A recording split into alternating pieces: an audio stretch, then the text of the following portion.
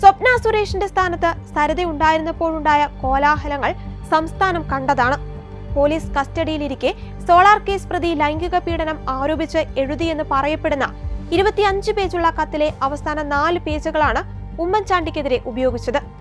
എന്നാൽ കത്തിന് 21 page ഉണ്ടായിരുന്നുള്ളൂവെന്ന് jail superintendent Viswanathakurup പിന്നീട് മൊഴി നൽകി. 2013 മുതൽ നീണ്ട 9 വർഷക്കാലം തെരഞ്ഞെടുപ്പ് വിജയത്തിന് അടിസ്ഥാനരഹിതവും കെട്ടിച്ചമച്ചതുമായ ഈ ആരോപണങ്ങൾ ചുവപ്പൻ രാഷ്ട്രീയത്തിന് കൊടിപിടിച്ചു. ചുവപ്പൻ രാഷ്ട്രീയ നാടകങ്ങൾ അതിദാരിദ്ര്യത്തെ തുടച്ചു നീക്കിയില്ലെങ്കിലും പൊതുകടത്തിൽ മുങ്ങിയ കേരള സംസ്ഥാനത്തെ മദ്യത്തിൽ മുക്കിക്കൊല്ലുവാൻ കെൽപ്പുള്ളതായിരുന്നു. പെൻഷൻ കൊടുക്കുവാനും മെഡിക്കൽ കോളേജിൽ ഉപകരണങ്ങളും മരുന്നും മേടിക്കുവാനും നിവൃത്തിയില്ലാത്ത കടം കൊണ്ടു മൂടിയ സർക്കാരിന് പണമില്ലെങ്കിലും മുഖ്യമന്ത്രിയുടെ ആഡംബര ഭ്രമത്തിന് ഒപ്പിട്ട് പാസാക്കാൻ കോടികൾ ഖജനാവിലുണ്ടായിരുന്നു. അതിനിവിടെ ഒത്തുതീർപ്പൻ ചർച്ചകളും സമരങ്ങളുമില്ല.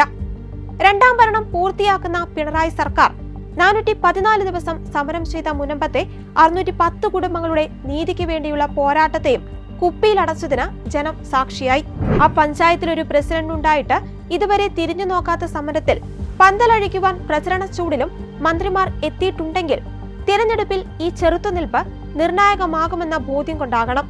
ബഹുമാനപ്പെട്ട ജോഷി മയ്യാറ്റിലച്ചന്റെ വാക്കുകൾ കടമെടുക്കുകയാണെങ്കിൽ സെമിത്തേരി പുനരുദ്ധരിക്കുവാൻ വേണ്ടി തൽക്കാലം സമരം നിർത്തിവെക്കുന്നുവെന്നാണ് പള്ളിയിൽ അനൗൺസ് ചെയ്തത്.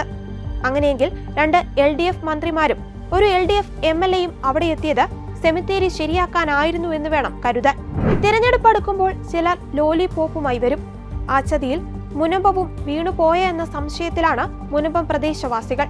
ഈ സമയത്ത് പറയാനുള്ളത്, ഇലക്ഷൻ സമയത്ത് രാഷ്ട്രീയക്കാർ ലോലിപോപ്പുമായിട്ട് വരുമെന്ന് പറഞ്ഞു കേട്ടിട്ടുണ്ട്.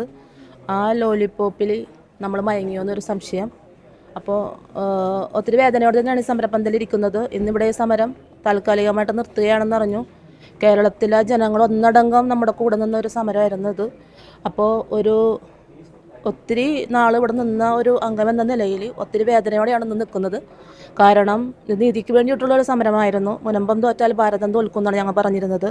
പക്ഷേ ഇത്ര നാൾ ഇവിടെ വരാത്ത, ഈ സമരപ്പന്തലിലോട്ട് കടന്നു വരാത്ത, പള്ളിമുറ്റത്ത് സമരപ്പന്തലുള്ളത് കൊണ്ടാണ് ഞങ്ങളിവിടെ വരാത്തതെന്ന് പറഞ്ഞവർ തന്നെ വന്ന് ഈ സമരം അവസാനിപ്പിക്കാൻ താൽക്കാലികമായിട്ടാണെങ്കിലും അവർ കടന്നു വരുമ്പോൾ ഇവിടെ ഒരു പഞ്ചായത്ത് പ്രസിഡന്റ് വരെ ഇതുവരെ കടന്നു വന്നിട്ടില്ല.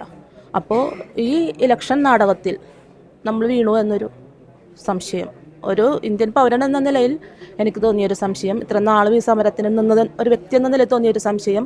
കേരളത്തിലെ എല്ലാ ജനങ്ങൾക്കും ഇതൊരു വേദനയാണെന്ന് ഞങ്ങൾക്കറിയാം. എങ്കിലും ഒത്തിരി വിഷമത്തോടെ തന്നെയാണ് ഈ സമരം അവസാനിപ്പിക്കുന്നത്.